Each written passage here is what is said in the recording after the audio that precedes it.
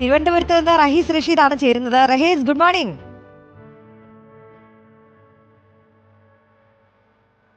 Good morning. Good morning Venki, Roshni, good morning. മാനവീയത്താണല്ലേ?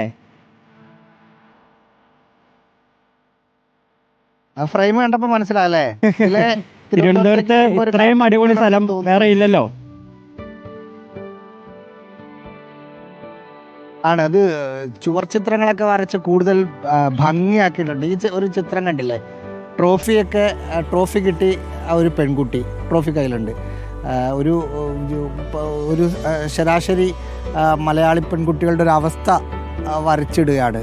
കുക്കറുണ്ട്, ഒപ്പം iron box, kettle, പുട്ടുകുറ്റി, കുറച്ച് പാത്രങ്ങൾ, മിക്സി, അതൊക്കെ കൊണ്ട് ഉള്ള ഭാരത്തിൽ കിടക്കുന്ന പെൺകുട്ടിയുടെ ചിത്രം അതിമനോഹരമായി വരച്ചിട്ടിരിക്കുന്നു. ഓക്കെ, എന്തായാലും അപ്പൊ രാവിലെ നമുക്ക് ഈ കാഴ്ചയിൽ നിന്ന് തന്നെ തുടങ്ങാം. ആദ്യം മഴയൊന്നും അവിടെ കാണുന്നില്ല, കുറച്ച് തെളിഞ്ഞ ആകാശം തന്നെയാണ്. അപ്പൊ ആദ്യം പക്ഷെ നമുക്ക് മുന്നറിയിപ്പുകളൊന്ന് നോക്കണം. എന്തായിരിക്കും, എപ്പോഴായിരിക്കും മഴ പെയ്യുക എന്നൊന്നും അറിയാൻ പറ്റില്ലല്ലോ. അപ്പൊ അടുത്ത 3 മണിക്കൂറിൽ മഴ പെയ്യുമെന്ന മുന്നറിയിപ്പുണ്ടല്ലേ? അത് പെട്ടെന്ന് വന്നൊരു മുന്നറിയിപ്പാണ്. ഇന്നലെ വന്ന മുന്നറിയിപ്പിൽ സംസ്ഥാനത്ത് പ്രത്യേകിച്ച് ഏതെങ്കിലും ജില്ലകളിൽ ഏതെങ്കിലും തരത്തിലുള്ള ഒരു അലർട്ടോ മറ്റോ ഇല്ലായിരുന്നു. പക്ഷേ പുലർച്ചെ ഒരു മുന്നറിയിപ്പ് വന്നിട്ടുണ്ട്. 4 ജില്ലകളിൽ ചെറിയ മഴ, അതിശക്തമായ മഴയല്ല, ഇടത്തരം മഴ പെയ്യാനുള്ള ഒരു സാധ്യതയാണ് പറഞ്ഞത്. അത് ആലപ്പുഴയുണ്ട്, കോട്ടയമുണ്ട്, ഇടുക്കിയുണ്ട്, എറണാകുളം ജില്ലകളിലുണ്ട്. കഴിഞ്ഞ 2-3 ദിവസങ്ങളായി സംസ്ഥാനത്ത് എനിക്ക് തോന്നുന്നു ഒരിടത്തും തീരെ മഴയില്ല എന്ന് തോന്നുന്നു.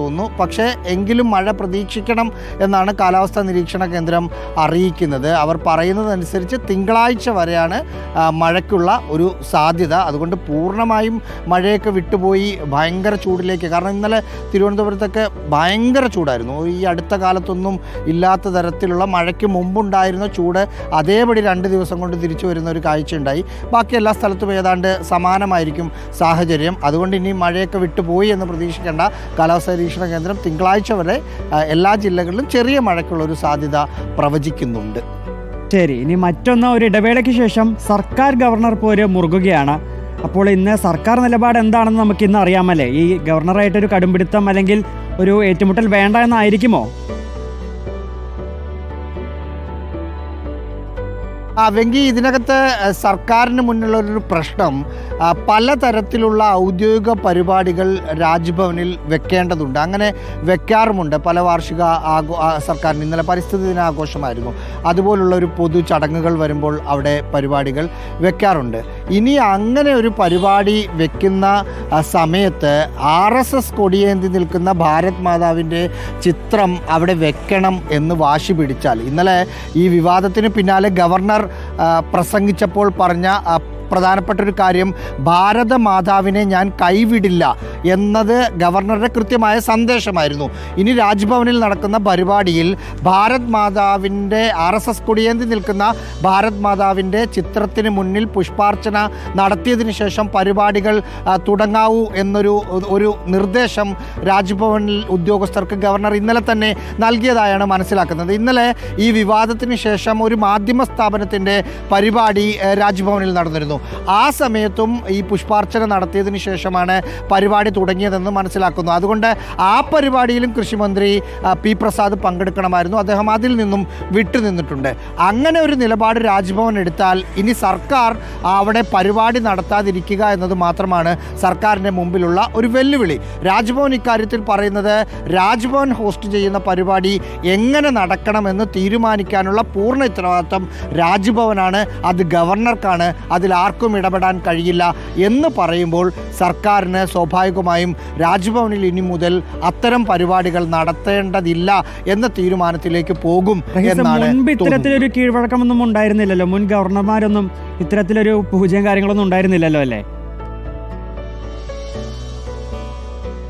ഇല്ല, മുമ്പത്തെ ഗവർണർ ആരിഫ് മുഹമ്മദ് ഖാൻ വരെ ഇരിക്കുന്ന സമയത്ത് അത്തരം പരിപാടികളൊന്നുമില്ലായിരുന്നു. ഇന്നലെ രാജ്ഭവനിലെ പ്രധാനപ്പെട്ട ഉദ്യോഗസ്ഥരോട് ഞാൻ സംസാരിക്കുന്ന സമയത്ത് അദ്ദേഹം പറഞ്ഞത് രാജേന്ദ്ര വിശ്വനാഥ് ആർലേക്കർ രാജ്ഭവനിൽ എത്തിയതിനു ശേഷമുള്ള ഇത്തരം പരിപാടികളിലെല്ലാം ഭാരതാംബ അവിടെ RSS കൊടിയേന്തി നിൽക്കുന്ന ചിത്രം വേദിയിലുണ്ടായിരുന്നു. എല്ലാ പരിപാടിയിലും പുഷ്പാർച്ചനയും മറ്റും നടത്തിയില്ലെങ്കിൽ പോലും വേദിയിൽ ആ ചിത്രം ഉണ്ടായിരുന്നു എന്നാണ് പറയുന്നത്. അതുകൊണ്ട് തന്നെ ഇനി അത് മാറ്റേണ്ടതില്ല. അത് അദ്ദേഹത്തിൻ്റെ ഒരു നിലപാടാണ്, താല്പര്യമാണ്, അതനുസരിച്ച് വെച്ചതാണ്. ഏതെങ്കിലും തരത്തിൽ വിവാദമായതുകൊണ്ട് ആ തീരുമാനത്തിൽ നിന്ന് പിന്നോട്ട് പോകേണ്ടതില്ല എന്ന നിലപാട് ഗവർണർ എടുത്തു എന്നാണ് ഉദ്യോഗസ്ഥരോട് സംസാരിക്കുമ്പോൾ മനസ്സിലാവുന്നത്. ഓക്കെ, ഇന്നിപ്പോൾ എന്തായാലും ഈ വിഷയത്തിൽ കൂടുതൽ പ്രതികരണങ്ങളൊക്കെ വരുമെന്ന് കരുതുകയാണ്. മറ്റൊന്ന്, ഈ KM ഷാജഹാനെതിരായ ഒരു പരാതി കേസ്, അപ്പോൾ അതിൽ തുടർ നടപടികൾ എന്താണെന്ന് കൂടി അറിയണം. ഈ സ്ത്രീത്വത്തെ അപമാനിച്ചതിന് ജാമ്യമില്ലാ വകുപ്പ് പ്രകാരമാണ് കേസ്. അപ്പോൾ അതിന്റെ തുടർ നടപടികൾ ഒക്കെ എങ്ങനെയാണ്? റോഷ്നി, നമുക്കറിയാം ആർക്കെതിരെയും എന്ത് വായിൽ തോന്നുന്നത് എന്തും വിളിച്ചു പറയുന്ന ഒരു യൂട്യൂബ് ചാനലിലൂടെ സംസാരിക്കുന്ന, സോഷ്യൽ മീഡിയ ഹാൻഡിലൂടെ ആർക്കെതിരെയും എന്തും എഴുതുന്ന ഒരാളായാണ് KM ഷാജഹാനെ സമൂഹ മാധ്യമങ്ങളിൽ സാധാരണഗതിയിൽ വിശേഷിപ്പിക്കാറുള്ളത്. ആ KM ഷാജഹാൻ അദ്ദേഹത്തിൻ്റെ സാധാരണ എഴുത്ത് പോലുള്ള ഒരു എഴുത്ത് കഴിഞ്ഞ ദിവസം അദ്ദേഹത്തിൻ്റെ ഫേസ്ബുക്കിൽ എഴുതി. പ്രതിപക്ഷ നേതാവ് VD സതീശനും UDFിലെ ഒരു കക്ഷിയുടെ സംസ്ഥാന പ്രസിഡന്റായ ഒരു യുവതിയും കൂടി നിൽക്കുന്ന ഒരു ചിത്രമാണ് അദ്ദേഹം പോസ്റ്റ് ചെയ്തത്.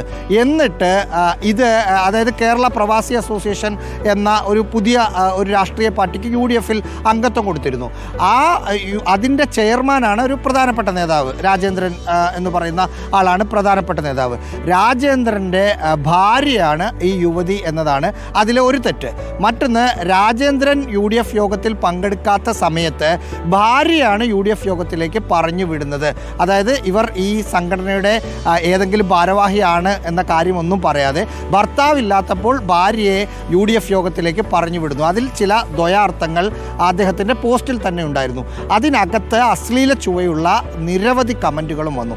ഈ സാഹചര്യത്തിലാണ് യുവതി സിറ്റി പോലീസ് കമ്മീഷണർക്ക് പരാതി നൽകിയത്.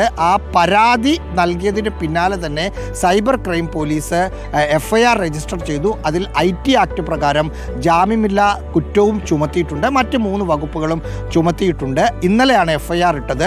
പോലീസിനോട് സംസാരിച്ചപ്പോൾ പ്രതിയെ തേടുകയാണ്. അടുത്ത ദിവസം തന്നെ, അതായത് ഇന്നോ മറ്റോ KM ഷാജഹാനെ കണ്ടെത്താനുള്ള ശ്രമം നടത്തും. അദ്ദേഹത്തെ സ്റ്റേഷനിലേക്ക് കൊണ്ടുവരും എന്നാണ് അന്വേഷണ ഉദ്യോഗസ്ഥർ പറയുന്നത്. ഓക്കെ, അപ്പോൾ തെക്കൻ ജില്ലകളിൽ നിന്നുള്ള വാർത്തകളൊക്കെ നമ്മൾ കേട്ട് കഴിഞ്ഞു. ശരി റഹീസ്, നമുക്ക് അടുത്ത മണിക്കൂറിൽ വീണ്ടും വാർത്തകളുമായൊക്കെ കാണാം.